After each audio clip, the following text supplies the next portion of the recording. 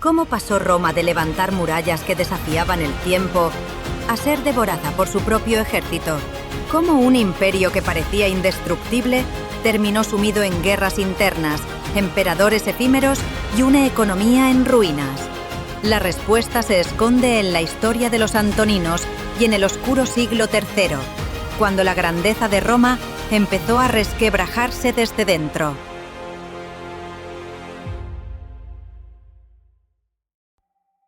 Adriano y la estabilidad de las fronteras. Tras el reinado expansivo de Trajano, Roma parecía imparable. Pero cuando Adriano tomó el poder, entendió algo fundamental. El imperio había alcanzado un límite. La conquista continua no era sostenible. El mundo conocido ya estaba bajo la sombra del águila romana, y cada nueva campaña exigía más hombres, más dinero, más recursos. Roma corría el riesgo de devorarse a sí misma. Adriano tomó una decisión impopular para algunos, pero estratégica. Renunció oficialmente a la expansión, firmó la paz con los partos y devolvió territorios conquistados. No buscaba glorias militares ni victorias espectaculares, sino asegurar un legado duradero. Sus prioridades eran claras: amistad con los pueblos sometidos y fronteras seguras. El Éufrates marcaría el límite oriental, el Danubio y el Rin, la frontera en Europa. En Britania, su visión quedó inmortalizada en piedra. Ordenó construir la famosa muralla de Adriano, una línea defensiva que cruzaba Inglaterra de costa a costa. No era solo un muro, era una declaración política. Roma ya no avanzaba, Roma resistía. Pero Adriano no fue solo un defensor de límites, fue un organizador nato. Reestructuró la administración y el ejército, consciente de que la maquinaria imperial necesitaba orden más que conquistas. Codificó el derecho civil, dando al imperio un marco jurídico más sólido. Fundó ciudades para dinamizar la economía y ofrecer a los súbditos una imagen tangible de la presencia romana. Incluso en la muerte, buscó la monumentalidad. Su tumba, el mausoleo Adriano, se alzó como un símbolo de poder circular e imponente. Con el tiempo, aquella obra se transformaría en el actual castillo de Sant'Angelo, en Roma. Adriano entendió algo que pocos emperadores aceptarían. La grandeza de Roma ya no estaba en expandir sus fronteras, sino en conservarlas. Fue un momento de sabiduría estratégica, pero también el primer reconocimiento tácito de que el imperio tenía límites. Antonino Pío y la calma aparente. A la muerte de Adriano, el trono pasó a su hijo adoptivo, Antonino Pío, quien gobernó entre los años 138 y 161. Su nombre refleja bien el espíritu de su reinado: pacífico, estable, casi gris. Antonino no fue un conquistador ni un reformador radical. Su grandeza residió en mantener lo que ya estaba construido, mientras otros emperadores se habían obsesionado con dejar su huella en nuevas tierras o en fastuosas construcciones. Él prefirió la discreción. Gobernó con prudencia, equilibrio y un profundo respeto por las instituciones. La calma de su reinado le permitió ser recordado como un hombre sabio y moderado. Sin embargo, Roma nunca estuvo libre de tensiones.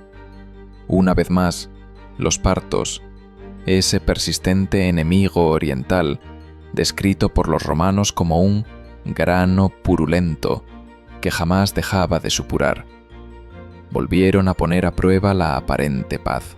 Aunque Antonino no fue un emperador guerrero, El conflicto con Oriente fue una constante que se repetía con obstinación en cada generación. El imperio bajo Antonino parecía sólido y sereno, una máquina que funcionaba sin sobresaltos. Pero esa misma estabilidad escondía un problema. Roma se acostumbraba a la inercia.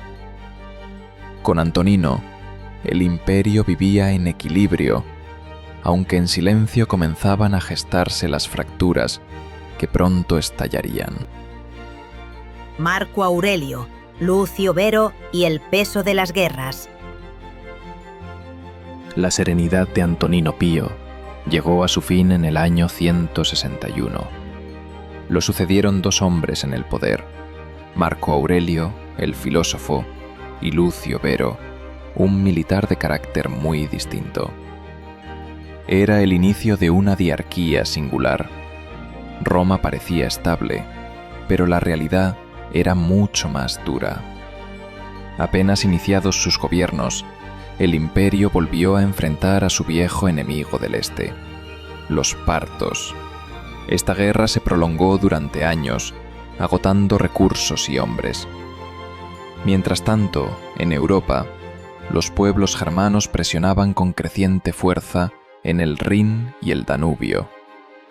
El imperio, que había conocido tiempos de abundancia bajo Adriano y Antonino, ahora se veía atrapado en un ciclo de conflictos que parecían no terminar nunca. Cada frontera exigía más soldados, más fortificaciones, más dinero. En medio de esta tormenta, Marco Aurelio destacó por algo inusual entre los emperadores: su reflexión filosófica. Mientras libraba guerras en las fronteras del norte, redactaba sus meditaciones, un testimonio íntimo de disciplina y estoicismo. Era, en esencia, un emperador forjado en la contradicción, el gobernante que debía guerrear sin descanso y el pensador que buscaba la paz interior. Lucio Vero, por su parte, se encargó sobre todo de la guerra contra los partos. Sus victorias le dieron prestigio, pero no solucionaron la raíz del problema. Oriente seguía siendo un enemigo constante, imposible de someter de manera definitiva.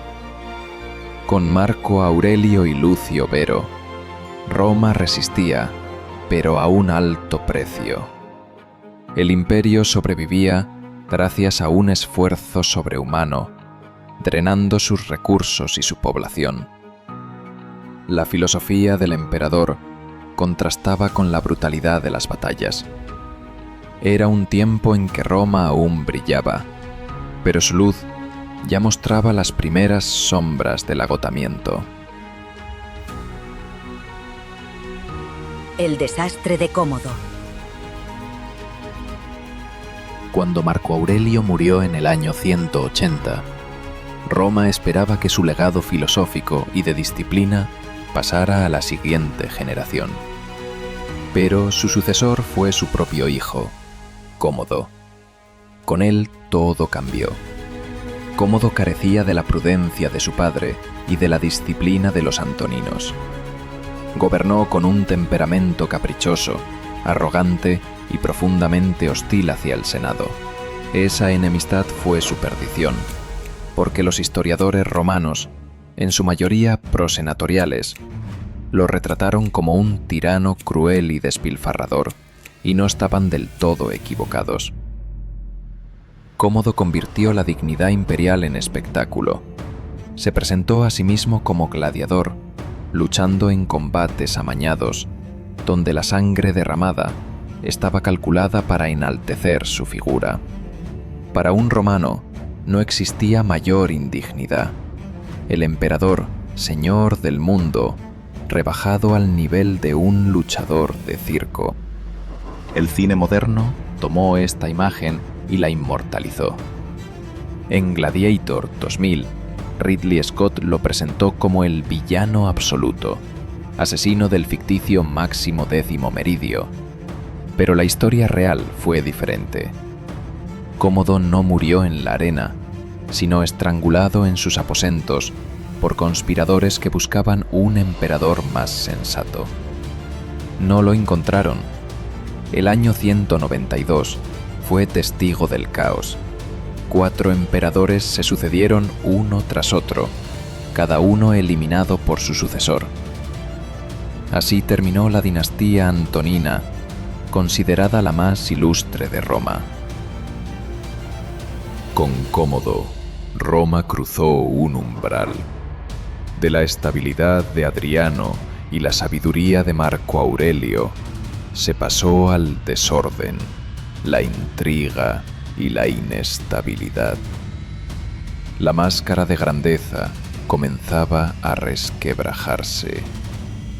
Lo que venía después sería aún peor. El ocaso del siglo III.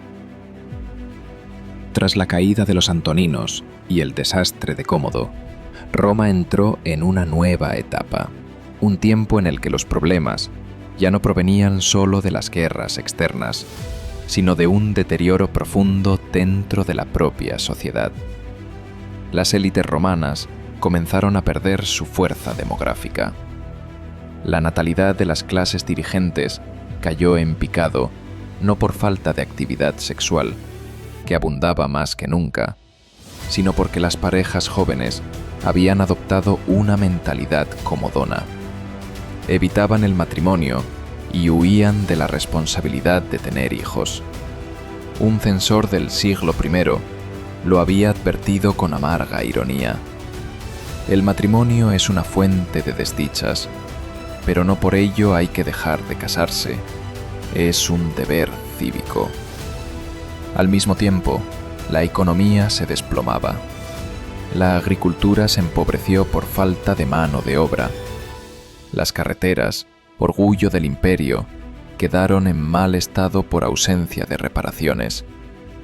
La inflación disparó los precios y la devaluación de la moneda arruinó a la clase media, esa base fiscal que sostenía el sistema tributario. El imperio navegaba a la deriva. Los ingresos menguaban, pero los gastos seguían creciendo. En la época dorada, Roma se alimentaba del botín de las conquistas, pero ahora, con las fronteras estabilizadas, solo quedaban los impuestos arrancados a una clase media cada vez más exhausta. Y como si esto no fuera suficiente, Roma vivía en estado de guerra permanente. En el norte, los pueblos bárbaros presionaban en el Rin y el Danubio. En el este, los partos hostigaban sin descanso. Las campañas militares eran constantes y los gastos bélicos devoraban los recursos públicos. El ejército romano, antaño símbolo de disciplina y orgullo, se transformaba. Ya no eran ciudadanos romanos los que lo componían en su mayoría, sino mercenarios extranjeros, hombres de los mismos pueblos sometidos que primero luchaban a sueldo de Roma y más tarde reclamarían el botín definitivo con las invasiones bárbaras. Roma había dejado de ser una fuerza conquistadora. Ahora era un gigante agotado, defendiendo unas fronteras cada vez más débiles, mientras su interior se corrompía. El ocaso del siglo III no fue solo militar o económico, fue el inicio del derrumbe moral y social de todo un imperio. La anarquía militar. La crisis del siglo III alcanzó su clímax con un periodo que los historiadores bautizaron como la anarquía militar. Fue un tiempo de caos absoluto, donde el poder dejó de estar en manos de una autoridad central y pasó a depender de la espada del ejército. Tras la breve dinastía de los Severos, 193 a 235, Roma quedó sumida en la inestabilidad. En apenas 50 años, 39 emperadores se sucedieron en el trono. La mayoría murieron asesinados víctimas de golpes de Estado o de la traición de sus propios soldados. El imperio ya no estaba gobernado desde Roma. El verdadero poder lo tenían los pretorianos, capaces de imponer y deponer emperadores en la capital, o los generales de frontera, que proclamaban emperador a quien lograba el apoyo de sus legiones. Cada ejército se convirtió en un reino autónomo, y el trono imperial en un botín más de guerra. El mapa político de Roma se fragmentó. En ocasiones, varios emperadores gobernaban simultáneamente, cada uno reconocido solo por una parte del imperio. El sistema se desangraba en luchas internas, mientras los enemigos externos aprovechaban la debilidad. Finalmente, en un intento desesperado de controlar lo incontrolable, el emperador Diocleciano instauró en el año 293 la tetrarquía. 4 gobernantes para un imperio demasiado grande y complejo. Una solución práctica, pero también el reconocimiento de que Roma ya no podía ser dirigida como en tiempos de César o de Augusto. La anarquía militar fue el retrato más fiel de un imperio desgarrado. Roma, que había pasado de la grandeza de Adriano y la sabiduría de Marco Aurelio, terminó convertida en un escenario de intrigas, traiciones y generales sedientos de poder. La máquina que conquistó el mundo había quedado a merced de su propia ambición. Así terminó una de las etapas más brillantes y contradictorias de Roma. De la sabiduría estratégica de Adriano a la calma aparente de Antonino, pasando por la disciplina filosófica de Marco Aurelio, hasta caer en el desastre de Cómodo, el ocaso del siglo III y la anarquía militar. Roma había demostrado que ningún imperio es eterno. Las murallas podían detener a los enemigos externos, pero no podían contener la decadencia interna. Fue el principio del fin de un mundo que alguna vez creyó ser indestructible. Si te gustó este recorrido por la Roma de los Antoninos y el siglo III, dale me gusta y suscríbete para no perderte la continuación. En el próximo capítulo viajaremos hacia Oriente para descubrir el surgimiento de Constantinopla y, siglos más tarde, su caída. El último acto de un imperio que alguna vez gobernó